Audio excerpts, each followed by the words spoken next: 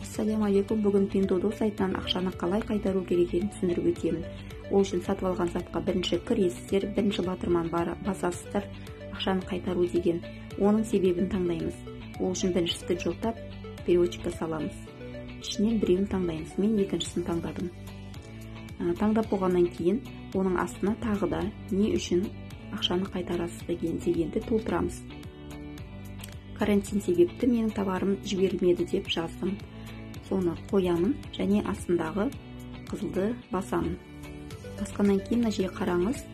98 юан сразу қайтарылды. Мына жерде көрініп тұр төбесінен. Енді бұны жақсылап көру үшін мен кейін шегініп кетем. Юан деген белгіні басамын. Бұл жерде барлық товарлардың ақшасы қалай қайтарылғаны тұрады. Мына жерде толық қайтарылды дегенді көреміз. Уақыттар барлығы жазылып тұр. Және бұл сатушы маған 41 юанға купон берді. Осыны қарап өтейік. 24 сағатта қолдану керек. Мына жаққа кірсек, біреуін таңдаймыз. 88 деген бассақ, 41 юан скидка беріп тұр.